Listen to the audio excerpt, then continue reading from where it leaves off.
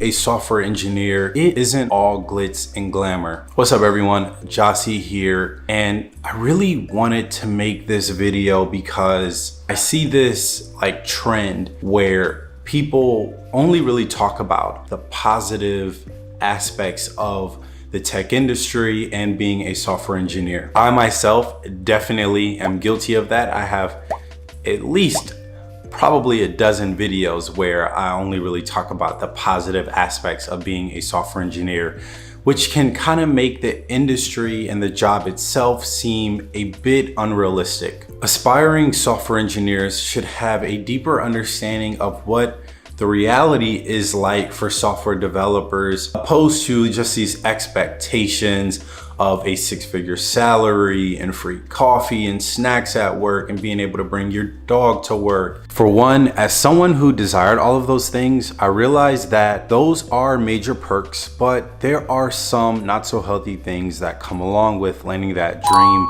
paying job or really high paying salary. So what are some of those negative things that come along with being in the tech industry as a software engineer working for a competitive company? The first thing that I can think of is burnout. So what causes burnout? Developers are always working harder to become more efficient, and as you climb the ladder, your expectations obviously grow larger.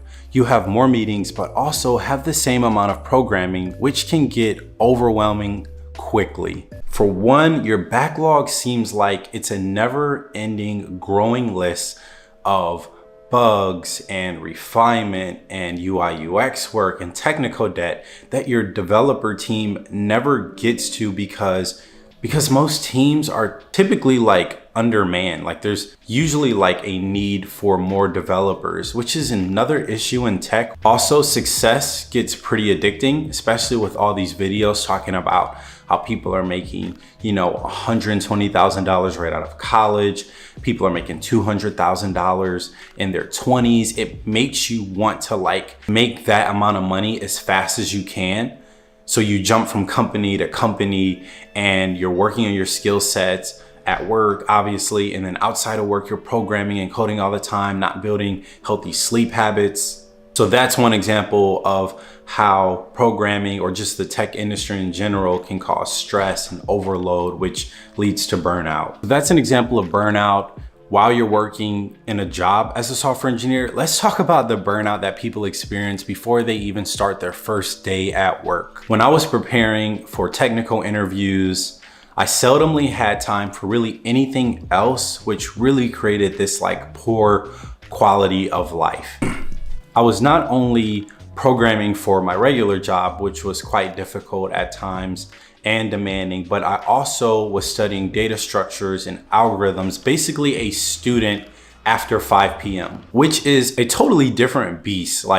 Your actual software engineering job is significantly different than what you're studying and preparing for, which is another reason why I don't understand the purpose of some of these technical interviews. They don't reflect what your reality is as a developer. Programming for a company takes creativity and collaboration, along with having the ability to Google stuff and go on Stack Overflow to debug your code or figure out how to create whatever thing that needs to be created.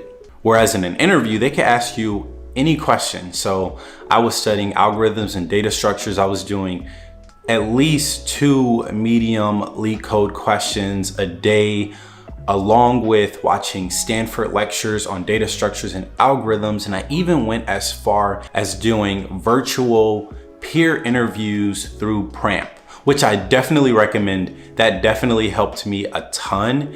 And I also got really good objective feedback from people who don't know me.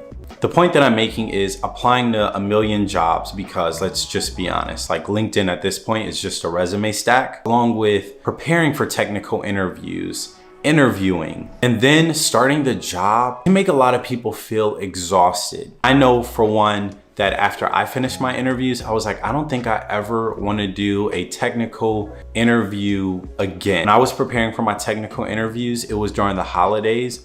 So literally during New Year's Eve, I celebrated with my wife and her family for a couple minutes when the ball dropped. And then after that, I was on the iPad studying for the technical interview that I had like in the next 5 or 6 days. It's such a horrible feeling when you get declined from a company where you made it to like the final round of interviews. And that happened to me a couple times. Now, obviously, I'm really grateful to even have those opportunities, but you can feel really defeated when you like do 3, 4, 5 rounds of interviews and then you don't get the job. And then you don't really get a clear reason for why you didn't get your job. Oh, you just need to work on data structures more or algorithms more. But that's such a vague statement, and that really is predicated on who's interviewing you at the time and how nitpicky they're being. There's this other thing in tech that can be really annoying, which is that double standard. For one, there's that, whole gotta be able to prep for the interview and study for it like an ACT or SAT that no other industry really has to deal with. And then there's that double standard that, oh, you should really be, eat, code, and sleeping. Like that should be your lifestyle. It can feel that way, especially when you're a junior developer, because see, when you're a junior developer, your job really is to just learn the code base like as well as anyone and knock out as many pull requests as possible. It seems like to be considered a successful developer, you need to not only open and close a bunch of PRs in a sprint, but also need to code outside of work and be up to speed with all the latest technology. And see, that's probably one of the more frustrating things when it comes to the tech industry, especially if you're someone like myself who has other interests outside of coding. I honestly feel like I can't keep up. Like, I like to work out. I like to play basketball. I like to, go on walks with my wife and do photography and videography. I kind of have a YouTube thing going on that takes a lot of time.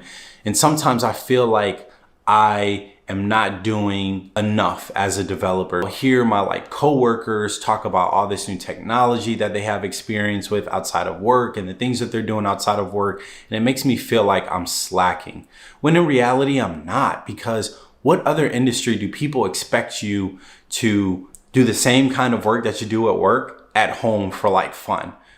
Only industry I could think of is athletics, right? You have practice in your games, but then you're also expected to work out and do other things to get better. And technically programming is like that because it is a skill set. And it does seem like a lot of your value is based on how well of a developer you are, despite the fact that that company told you that they didn't hire you because you weren't a culture fit. And that's the irony of it all. We all know that yes, programming is a very competitive field, especially landing a really good job, but there's a lot of in-demand jobs and there are way more jobs than there are programmers. But there's that feeling that you get where you feel like you're in jeopardy of potentially losing your job or looked down upon if you feel like you're not the best developer on your team. I think there's a lot of imposter syndrome that goes on within the tech community, especially amongst developers, and a lot of comparing, which is really unhealthy because the reality is if you have programming skill sets and you're working for a company as a developer, you are very valuable. I know that some people eat, sleep, code, and they're fine with that, but some of us, we enjoy technology and we like programming. We need to rethink how many hours we should be programming, especially for our mental health, because programmers are interacting with computers all the time, all day, and we need that human interaction. So I definitely think we need to reevaluate that 40 hours a week whole thing for everybody, but definitely for developers. Anyways, that's my rant on why you maybe should not become a developer, or really the harsh realities of being a software engineer. And my motivation behind this video isn't to discourage you, but I recently saw how difficult it was for my wife and her peers throughout their coding boot camp, and I can only imagine how excited they were in the beginning. Oh, I'm about to become this software engineer, make all this money, which is definitely a reality. But going through their coding boot camp, a lot of people realized that, hey, this really isn't for me. And I think I just was thinking about all the opportunities and the money and not thinking about the stress of critical thinking all the time. That concludes this video. I hope you all enjoyed it. Comment down below some of your thoughts on this topic. I'm curious to see what you all think. I love engaging with you all through the comment section. And as always, have a wonderful, blessed rest of your week. I'll see you all soon. Peace.